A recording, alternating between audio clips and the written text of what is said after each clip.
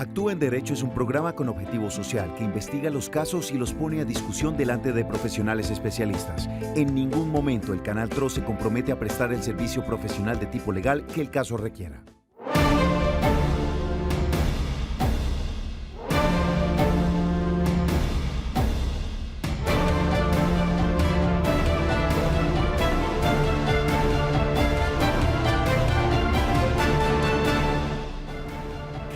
Feliz tarde para todos los televidentes que nos sintonizan a esta hora aquí en su Canal TRO, en su programa Actúe en Derecho, programa con responsabilidad social dirigido a solucionar las necesidades jurídicas que tengan todos ustedes los televidentes del Gran Santander.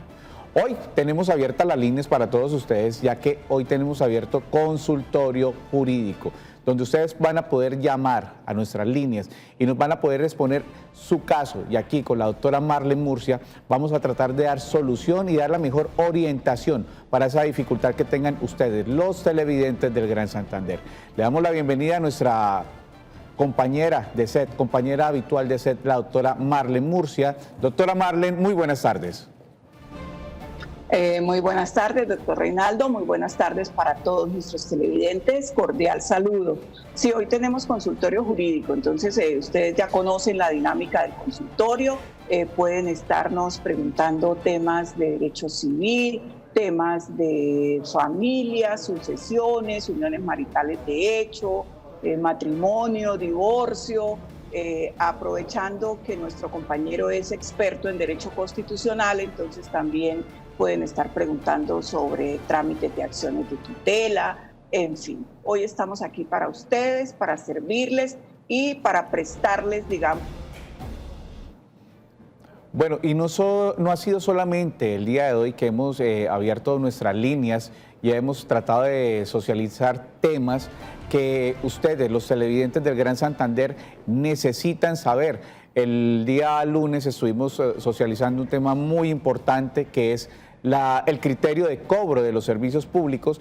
Ese día a todos los televidentes les quedó muy claro que el único criterio de cobro que tiene una empresa respecto a la tarifa de un recibo es únicamente el consumo. Eso es una de las premisas que nos quedaron le quedó a nuestros televidentes respecto a los servicios públicos.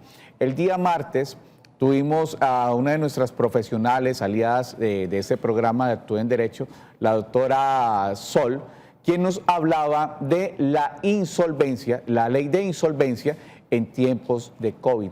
Situación muy importante, situación muy delicada que han vivido los distintos habitantes del Gran Santander, ya que en estos tiempos de pandemia, pues los ingresos y la capacidad de productividad de las personas no es la misma que tenían antes del mes de abril.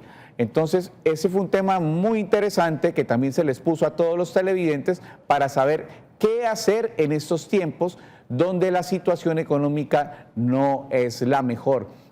También estuvo con nosotros una especialista de la ciudad de Bogotá, la doctora María Fernanda González, quien nos habló de qué es lo que tiene que hacer el usuario cuando utiliza las aplicaciones digitales y adquiere productos y servicios a través de esas aplicaciones. Entonces, doctora Marlene, esos fueron unos temas trascendentales que socializamos a través de la semana para todos ustedes, los televidentes del Gran Santander, y pues que sabemos que son de gran ayuda. Doctora Marlene.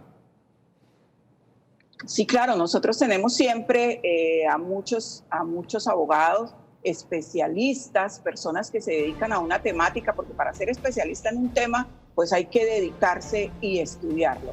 Este consultorio jurídico, pues es un poco, digamos, como un de todito, un poco más variadito.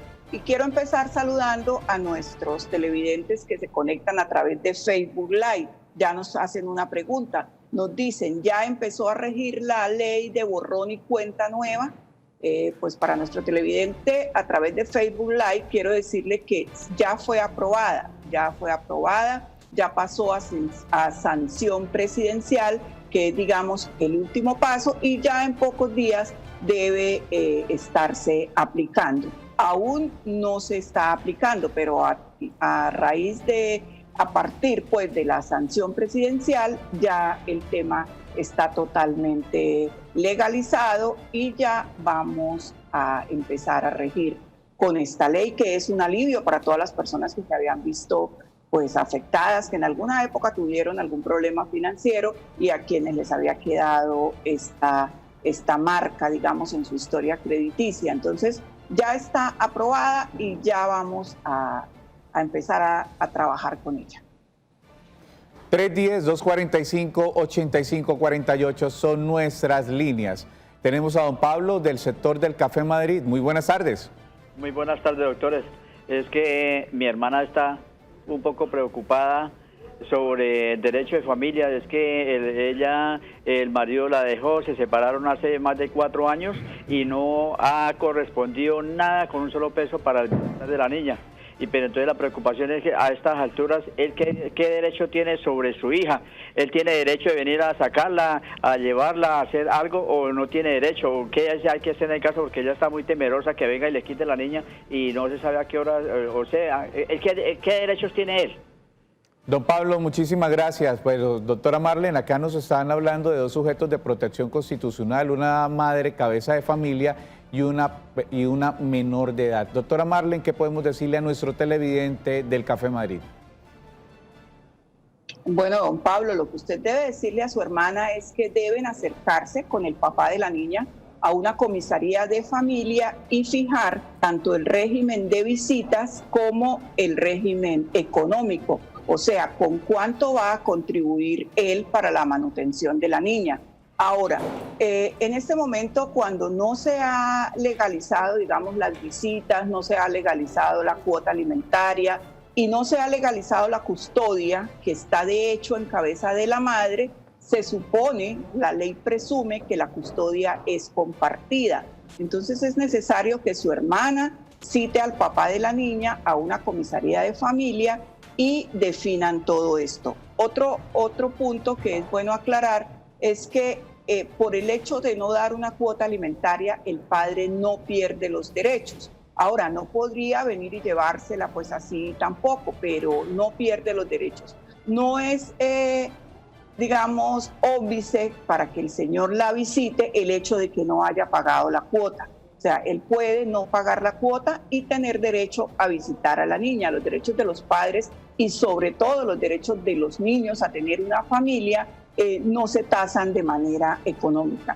Pero él sí tiene una obligación y su hermana debe citarlo y que concilien la manera como se van a hacer efectivos esos derechos. Obviamente buscando siempre el beneficio del menor. Es lo que debe primar, el beneficio del menor. Prima los derechos de los menores de edad sobre las demás personas. 310-245-8548. Tenemos un mensaje de uno de nuestros televidentes de la ciudad de Cúcuta.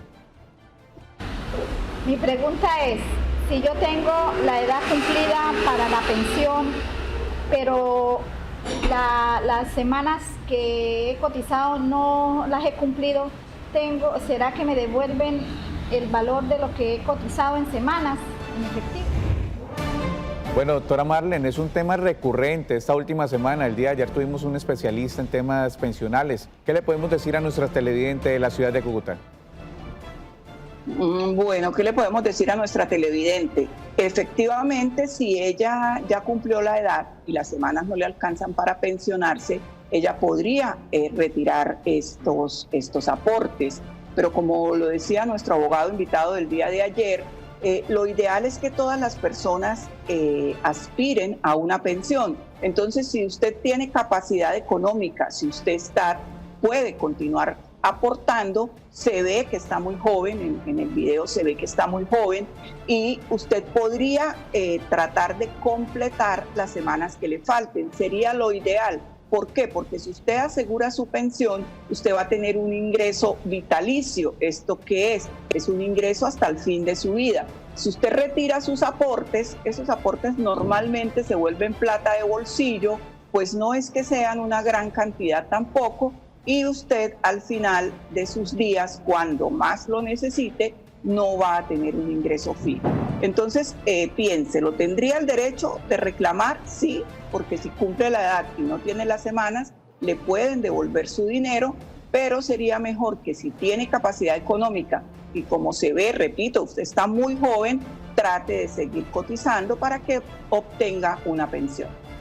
La necesidad y la falta de oportunidades laborales llevan a los ciudadanos a gastar este ahorro.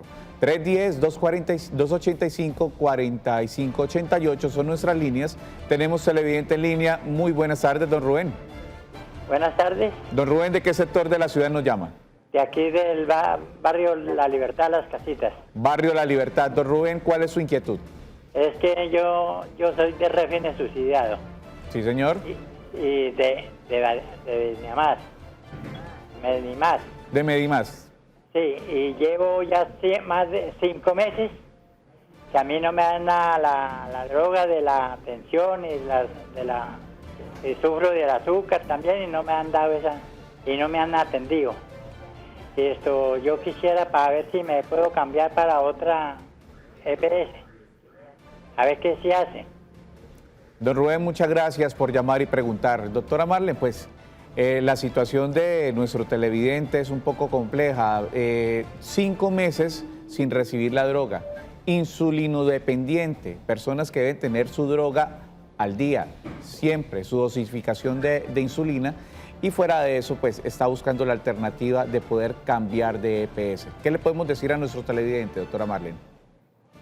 Bueno, a don Pablo le podemos decir que lo primero, pues intente una acción de tutela por la no entrega de sus medicamentos. Estas acciones de tutela actualmente se están tramitando de manera virtual, pero cualquier persona le puede colaborar para que intente la acción de tutela.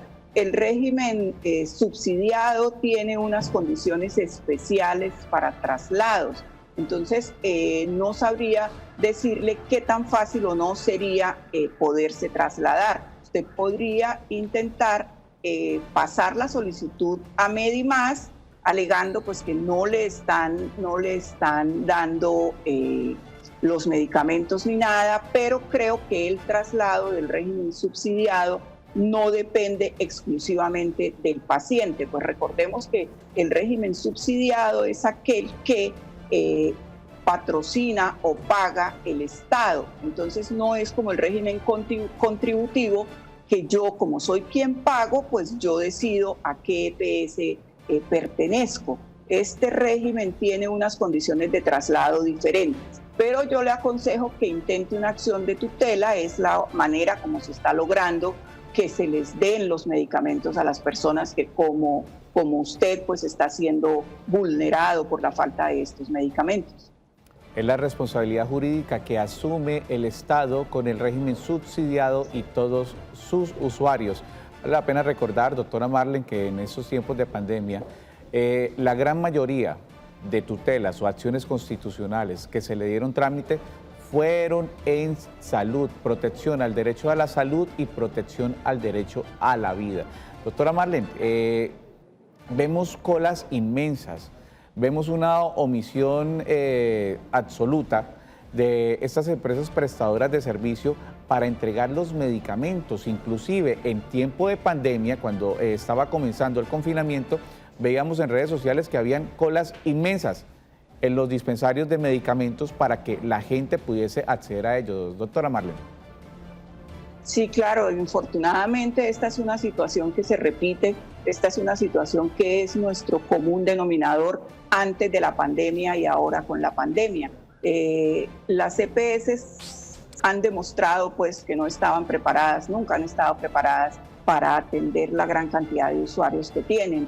Esto es algo que está en mora el Estado de reformar, de modificar esta ley 100, que a todas luces no nos ha resultado para nada beneficioso. Yo quiero saludar a nuestros televidentes de Facebook Live y nos están haciendo una pregunta. Nos dicen: hola, buenas tardes. Es que tengo un problema con una clínica odontológica por cobros exagerados y mal servicio. ¿Será que yo puedo cancelar el contrato?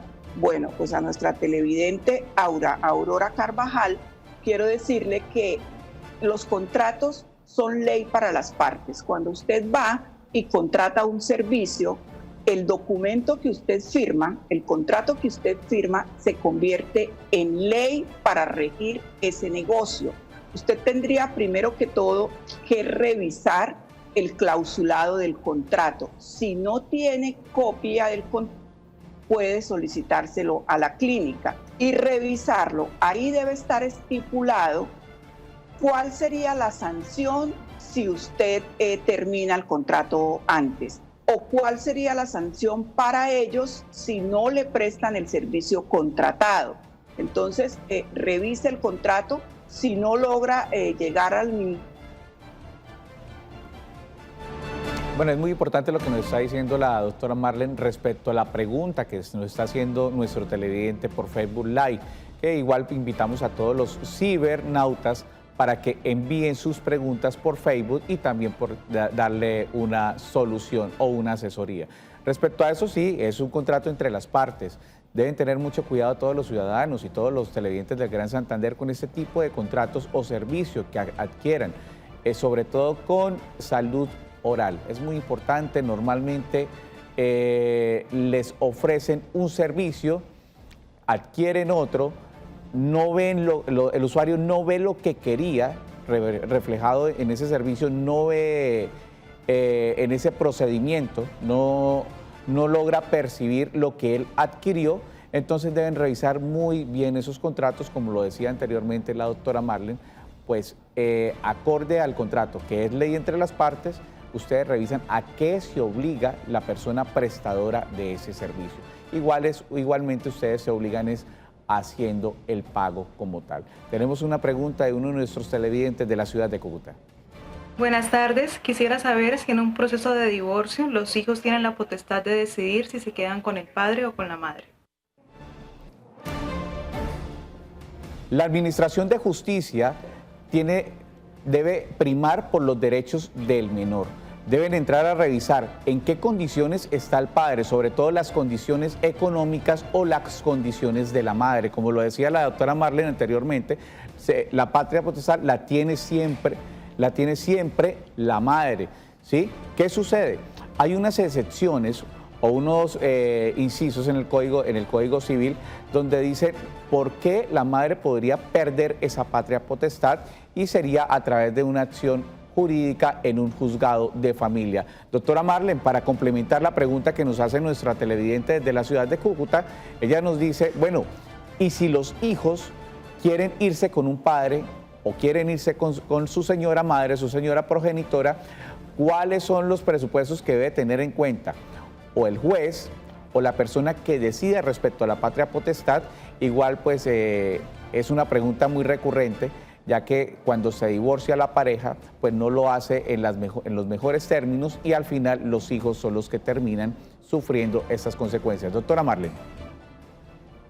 Bueno, lo ideal sería que estas situaciones se definieran de mutuo acuerdo. Lo ideal sería que usted y su pareja decidieran de mutuo acuerdo cómo va a estar la custodia de sus hijos.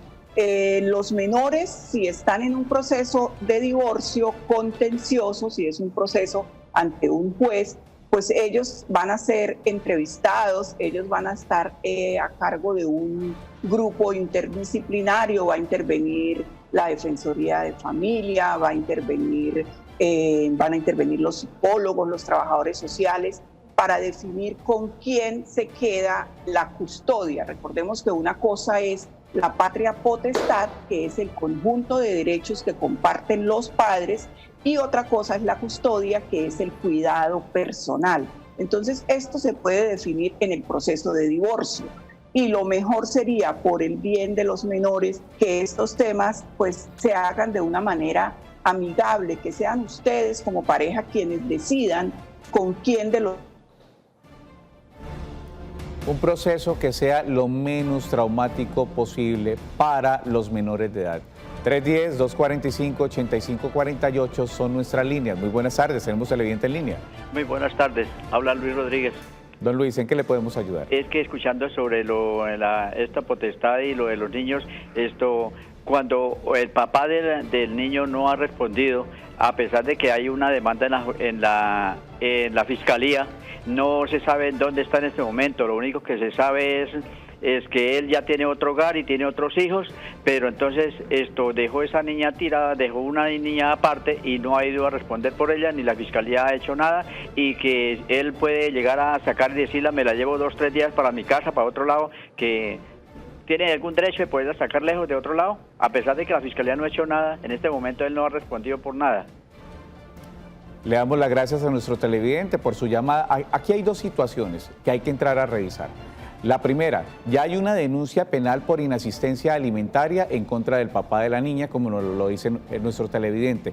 ¿Qué es lo que busca la fiscalía y lo que necesita la fiscalía para poder hacer efectiva esta denuncia penal? Debe buscar que el padre del menor tenga capacidad económica, es decir, que esté laborando. Nuestro televidente dice que es muy poco lo que se sabe del señor, pero nos dice que ya tiene otro hogar establecido, ya tiene hijos, ya tiene esposa, y hay que tener mucho cuidado con esto. Si no tiene capacidad económica o demostrada, es muy poco lo que puede hacer el ente acusador, la fiscalía, ya después de haber estado en una comisaría de familia, haber acordado una cuota alimentaria, ya que el proceso penal es prácticamente la última instancia cuando se llega a la denuncia de inasistencia alimentaria. Doctora Marlene, ¿qué podemos complementar con la pregunta de nuestro televidente? Bueno, vamos a... Sí, tenemos a la doctora Marlene. Vamos a hacer una pequeña pausa comercial, nuestra primera pausa comercial, y enseguida ya regresamos con este tema, consultorio jurídico, el día de hoy en Actúe en Derecho.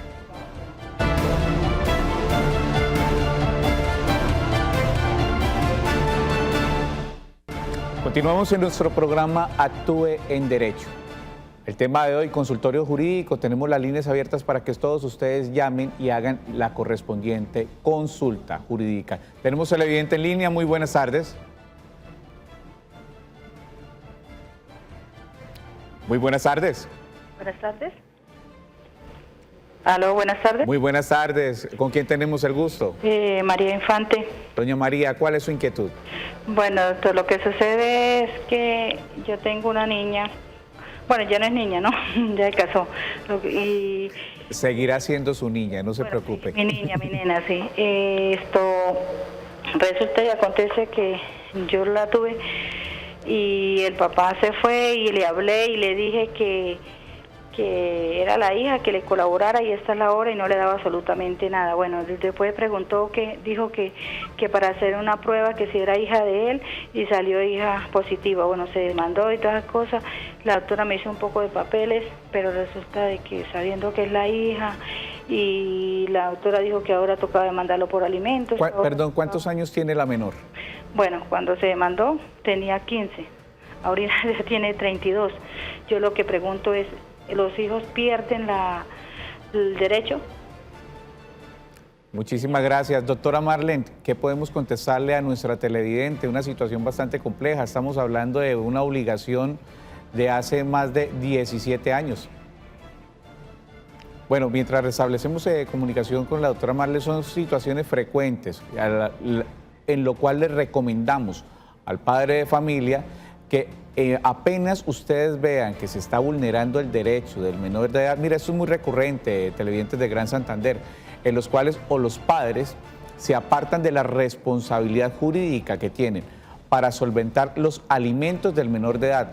Queremos aclarar, ya tuvimos nosotros acá nuestra especialista en familia, la doctora Cecilia de la Universidad Libre, nos decían, ojo, los alimentos no son solamente la alimentación que tenga el menor, es ropa, alimentación y colegio. Doctora Marlene, ¿qué le podemos complementar a esta televidente que nos acaba de llamar aquí de la ciudad de Bucaramanga?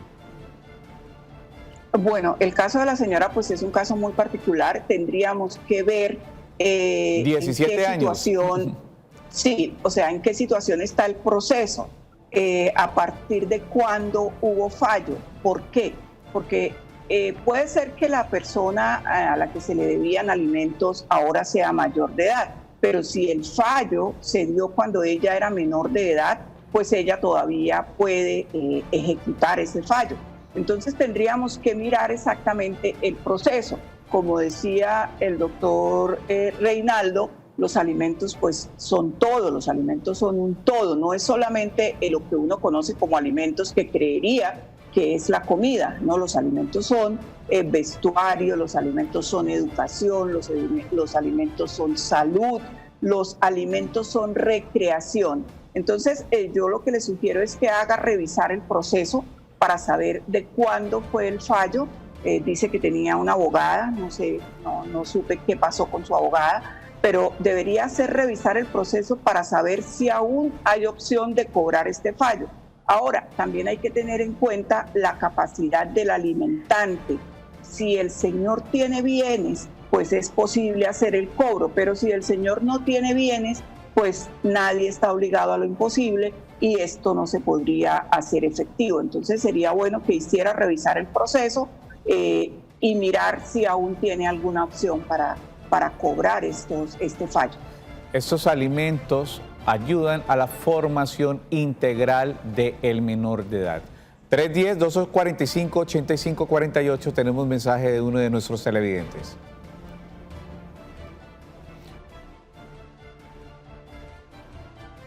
Inquilinos con esta pandemia,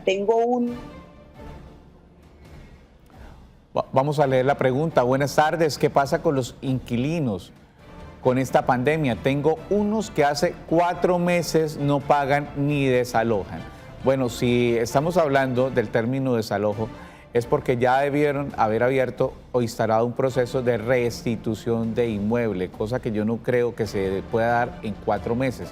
Y en estos tiempos de pandemia nosotros tuvimos ya una profesional en estos temas, hablando del decreto 578-579 que extinguió su vida jurídica el 30 de junio del presente año, donde hablaba de los alivios económicos que tenían las personas que estaban ocupando un inmueble.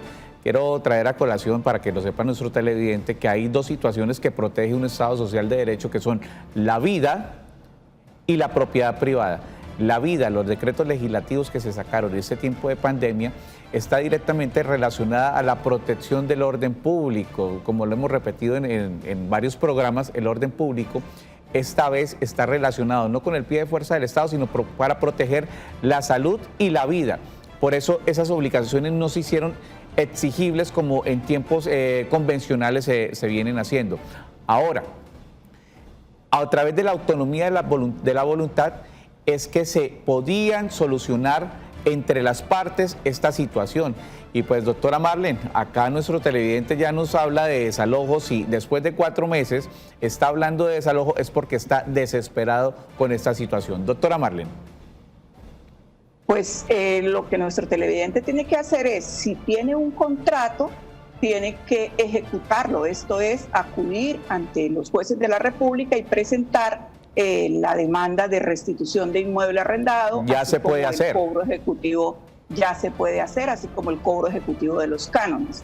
Ahora, si no tiene un contrato firmado, esto no quiere decir que no tenga contrato. Existe el contrato, porque el contrato también puede ser verbal. Solo que tendría que hacer un pasito más, que es preconstituir el contrato. Pero de todas maneras, pues yo pienso que debe acudir ante los jueces de la República y hacer la demanda, porque si no le han pagado 4 meses, muy seguramente no le van a seguir pagando. También podría citar a conciliación, citar a su arrendatario a conciliación, y posteriormente con esta acta de conciliación, pues el proceso para el desalojo es un poquito más expedito, más fácil. Doctora Marlene, para universalizar los términos, ¿por qué no le explicamos a nuestros televidentes cuáles son los efectos jurídicos que también puede tener el contrato verbal? Mucha gente deja eso en el aire, lo hace de manera formal, no lo protocolariza a través de un contrato, no lo hacen, y es una costumbre habitual que tienen los habitantes del Gran Santander o el común denominador de la gente. No se aseguran con un contrato. Expliquémosle eso a nuestros televidentes, doctora Marlene. Sí, en nuestro ordenamiento jurídico está permitido el contrato verbal. Existen los contratos verbales. Los contratos verbales existen tanto en materia laboral como también en materia de arrendamientos y en muchas otras materias. El contrato verbal es válido. El contrato verbal se puede ejecutar, solo que hay que preconstituirlo. O sea, usted tendría que mediante un proceso jurídico hacer que su arrendador pues acepte que tiene un contrato con usted y de esa manera quedaría preconstituido el contrato. Pero el contrato verbal es válido. El hecho de que no exista un contrato firmado no quiere decir que usted no pueda cobrar. Claro que sí puede cobrar porque el contrato verbal, lo reiteramos, es absolutamente válido en nuestro ordenamiento jurídico. Doctora Marlene, ¿el usuario cómo puede preconstituir este contrato? Ya que las personas que ocupan el inmueble piensan que por no tener contrato no se están obligando. Y pues los dueños de los inmuebles, yo creo que muchos estarán escuchando el término preconstituir el contrato. ¿Cuál es el modo? ¿Cómo es la forma de probar de que el inquilino está ocupando ese inmueble y cómo hacer efectivo ese derecho, doctora? Bueno, pues una manera es a través de un proceso judicial. Esto es lo que se llama una prueba anticipada. Se cita al arrendatario para que, digamos, exponga delante del juez si él vive en esa casa, si paga arriendo, cuánto hace que está viviendo, y con esto pues se constituye el contrato. Ya quedó demostrado que sí realmente existe un contrato. Otra manera es a través de la conciliación entre las partes. Cuando yo voy a conciliar con una persona y acepto que vivo en su domicilio, en la casa que él me arrendó, que debo cánones de arrendamiento, de pronto digo voy a pagar de esta manera o voy a, digamos, a entregar el inmueble en tal fecha, estoy aceptando que tengo un contrato. Esto también es una prueba del contrato verbal. Aceptar que hubo un acuerdo entre las partes. Doctora Marlene, tenemos mensaje de uno de nuestros televidentes. Buenas tardes. Mira, una pregunta. Tengo una deuda en el banco La Fundación de la Mujer de 500.000 hace 12 años. La verdad no tengo cómo pagar. ¿Qué puedo hacer en este caso? Una obligación que pasa de los 10 años, ¿no, doctora Marlene? Pues sí, según lo que nos decía nuestra especialista invitada la semana pasada, la doctora Sol, las deudas prescriben a los 10 años, ¿cierto? Y el reporte prescribe a los 4 años, o sea, tendría que esperar 14 años tanto para que prescriba la deuda como para que prescriba el reporte. Entonces, en cuanto a la prescripción de la deuda, que sería lo primero que tendríamos que hacer, es escribirle a la Fundación de la Mujer y decirle que esta deuda ya se encuentra prescrita porque han pasado más de 10 años. Y esperar 2 años más o esperar ahora que entre a regir la ley de borrón y cuenta nueva para que pues le borren este reporte. Pero de entrada, según lo que nos decía nuestra abogada especialista, la doctora Sol, esta deuda estaría prescrita. Las deudas prescriben después de 10 años. Lo que pasa es que los bancos no declaran o no dicen su deuda está prescrita. Usted tiene que escribirles y tiene que decirles, mi deuda está prescrita, para que ellos lo acepten, porque ellos no lo van a hacer a motu propio, o sea, ellos por su propia voluntad no le van a decir a usted han pasado 10 años y su deuda está prescrita. Usted tiene que escribir, tiene que decirles mi deuda está prescrita y ellos pues tomarán las medidas del caso. Bueno, tenemos llamada de uno de nuestros televidentes, la señora Ana Hernández. Muy buenas tardes. Buenas tardes. Doña Ana, muy buenas tardes. ¿Cuál es su inquietud, doña Ana? Primero que todo, gracias por ese programa. Excelente. Nosotros que no tuvimos estudio, acá nos estamos asesorando. Muchas gracias por ese programa. Mi pregunta es, hay una hermana que tiene su esposo y 2 niñas, pero ellos no tienen SISBEN porque ellos vivían en estrato 3 y nunca se censaron para obtener el SISBEN. Y ahorita con esto él estaba trabajando y pagaba la seguridad social, el seguro, ¿sí? Y ahorita con esto quedaron nada, o sea, con brazos cruzados, que no tienen seguro ni nada. ¿Ellos pueden obtener así por medio del gobierno la seguridad social? Gracias. Bueno, podemos iniciar diciéndole a nuestra televidente que el Sistema General de Seguridad Social, a ese está obligado el gobierno a incluir a todos los colombianos, independiente si tienen capacidad de pago o no tienen capacidad de pago. Lo normal es que si estuvo alguna vez en el régimen subsidiado y empieza a trabajar y empieza a cotizar seguridad social, pues inmediatamente la persona sale de esos beneficios que entrega el Estado, especialmente en subsidios de salud. Doctora Marlene, ¿qué le podemos complementar a nuestra televidente del norte de Bucaramanga?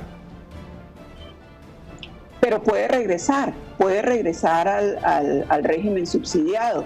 Cuando las personas dejan de trabajar y ya no pertenecen al régimen contributivo, si siguen cumpliendo con las condiciones, pueden regresar al régimen subsidiado. Ahora, el Estado, como bien lo decía el doctor Reinaldo, está obligado a garantizar la salud de todos sus ciudadanos, de todos sus asociados. Para esto existe la red de hospitales públicos que tienen la obligación de atender a todas las personas, así tengan régimen de seguridad social o no tengan régimen de seguridad social. También hace unos días salió un decreto, no sabría decirle si ya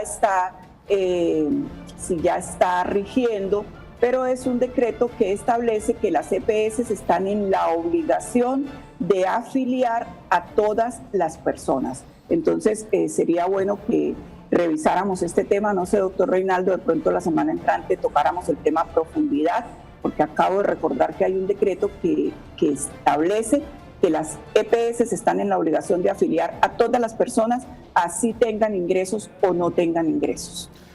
Pues queremos aprovechar la oportunidad y decirle a todos ustedes, los televidentes, que los temas que nosotros manejamos en este programa Actúe en Derecho son temas que ustedes nos están refiriendo a nosotros, a nuestras líneas, a nuestros programas, y evidentemente este es un decreto muy importante en el cual, pues como lo dice la doctora Marlene, independiente si tienen ingresos o no tienen ingresos, deben estar en el Sistema General de Seguridad Social.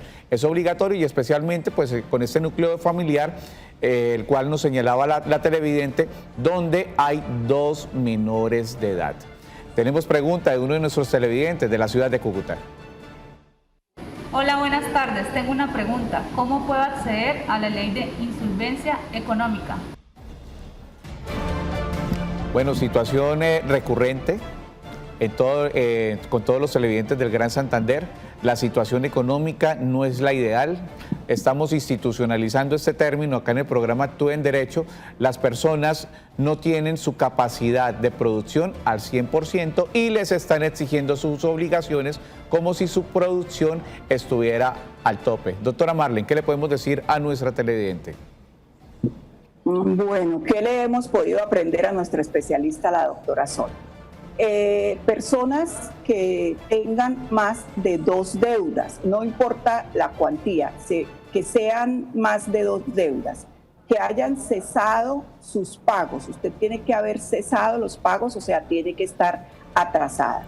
Este es un trámite que se puede surtir en algún centro de conciliación o se puede surtir ante notarías. Lo puede hacer la persona de manera, valga la redundancia, de manera personal. O sea, no es un trámite sin necesidad que busque un especialista en derecho.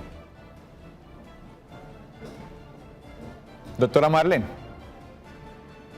Bueno, para complementar lo que decía la doctora Marlene y lo que nosotros pudimos socializar acá en nuestro programa, es que el usuario debe no haber podido cumplir a cabalidad con sus obligaciones, haber estado más de 3 meses sin poderlas haber cumplido. Ya han pasado 4 meses de esta pandemia y ya no han sido solamente 3 meses que los usuarios no han podido cumplir con estas obligaciones, sino han sido ya 4 meses. Se puede hacer a través de una notaría o un centro de conciliación. Inicialmente no es necesario que lleve un profesional, pero la recomendación que siempre hacemos en Actúe en Derecho, por favor asesórese de un profesional porque le sale más barato y es más eficiente. No lo busquen después de haber hecho la gestión correspondiente. Vamos a nuestra última pausa comercial y enseguida continuamos acá en su programa Actúe en Derecho. Ya regresamos.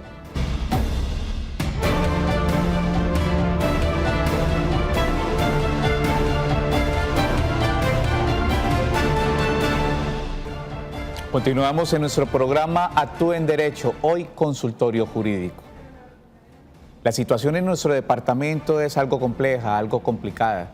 El cuidado es primordial para todos los santandereanos. Es por eso que el Canal TRO está implementando esta campaña. La mejor prevención está en tus manos y la responsabilidad social es la mejor vacuna en contra del COVID-19. Primero, moje las manos con abundante agua. Segundo, aplique suficiente jabón. Tercero, frote las manos, la palma de las manos. Cuarto, frote las palmas entrelazando los dedos. Quinto, frote el dorso de los dedos con la palma de las manos.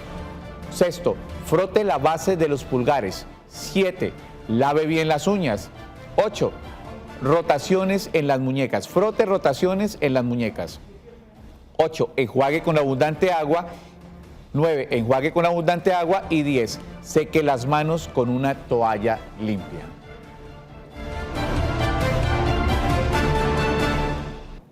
Esta es la campaña de cuidado contra el COVID-19 que tiene el Canal TRO. A todos ustedes, los televidentes del Gran Santander, los seguimos invitando para que nos llamen, nos escriban y nos digan cuáles son los temas que a ustedes, los televidentes del Gran Santander, más les interesa para que nosotros los socialicemos y los tratemos con un especialista acá en nuestro programa.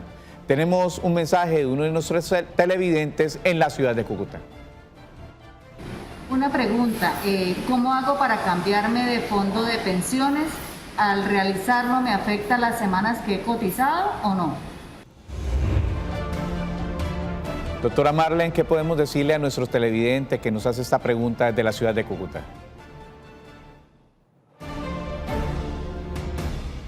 Bueno, la ley ha reglamentado que yo puedo trasladarme de fondo de pensiones siempre y cuando me falten 10 años para adquirir mi derecho a pensión. ¿Qué quiere decir esto? Que las mujeres nos podemos retirar hasta antes de cumplir 47 años y los hombres hasta antes de cumplir 52 años. Entonces, si cumple con esos requisitos, usted puede solicitar su traslado sin ningún inconveniente. No se tienen por qué afectar las semanas porque igual su traslado sería pues con todas sus semanas cotizadas. Esto no tendría que afectarse.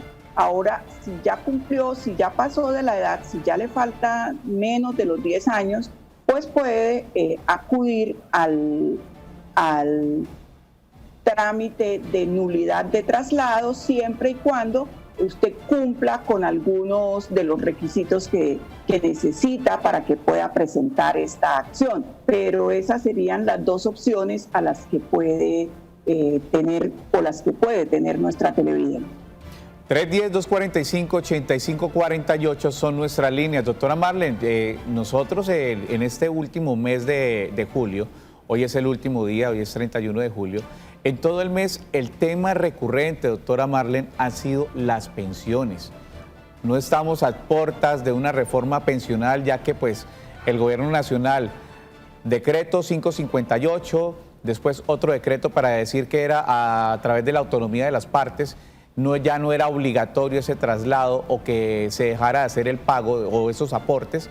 Y el último decreto, como nos lo decía ayer el doctor Guillermo, era para mirar a ver cuál era la forma en la que estas personas se les podía devolver el dinero, si se les podía devolver el dinero o no, ya que la Corte Constitucional, quien decretó inconstitucional declaró inexequible el decreto 558, no nos ha dado la ruta para esa devolución del dinero. Doctora, ¿no estamos al porte de una reforma pensional con todos estos temas que estamos teniendo en tiempos de pandemia?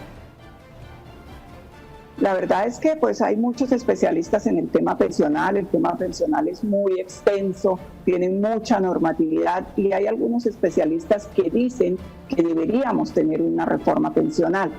Las reformas pensionales pues nunca son del agrado del común de la gente, pero la idea es que el sistema realmente sea un sistema sostenible a largo plazo. Se ha hablado mucho de reforma pensional, pero en este momento no tengo conocimiento de que exista algún proyecto que curse en el Senado o algo para una reforma pensional. No se nos extrañe que nos vayan a dar esa sorpresa. Que nos vayan a reformar por decreto también. No, la idea es que en esto confluyan pues todos los actores, ¿no? Que confluyan los fondos de pensiones, que confluyan las agremiaciones, que confluyan todos los actores para que puedan realmente hacer una reforma que tenga en cuenta las dos partes, el sistema y las personas que contribuimos al sistema también. Bueno, es complejo cuando el usuario se convierte en cliente y pues cuando usted es un cliente depende del pago que usted está haciendo. Y usted lo acabó de decir, doctora Marlene, esto es un ahorro a largo plazo y es muy complicado si ese ahorro usted ya no lo puede hacer como lo hacía frecuentemente cuando usted tiene sus ingresos al 100%, usted tiene la capacidad de productividad al 100%, y pues la solución que están buscando muchos de los televidentes que nos han llamado, que nos han enviado sus mensajes, es poder sacar esos ahorros y utilizarlos para el gasto diario en pandemia. Doctora Marlene. Sí, a este respecto sí existe un proyecto está cursando en este momento un proyecto para que los colombianos puedan acceder a retirar parcialmente una parte de sus ahorros. El 10%.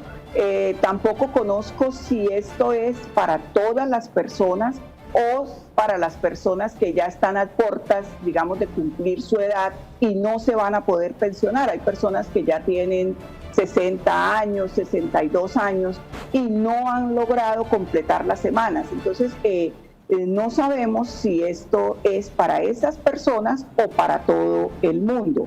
No sería, pues a mi modo de ver, en mi leal saber y entender, no sería bueno que se diera esta posibilidad para todas las personas, porque si bien solucionarían por un momento el problema, a futuro se quedarían pues con una pensión a medias. Entonces, no sé, yo personalmente no vería con buenos ojos, habría que ver, leer todo el proyecto, mirar en qué condiciones está, pero me parece que sería como desbalancear el sistema por una solución temporal y que a largo plazo pues va a tener efectos contrarios en lugar de tener beneficios.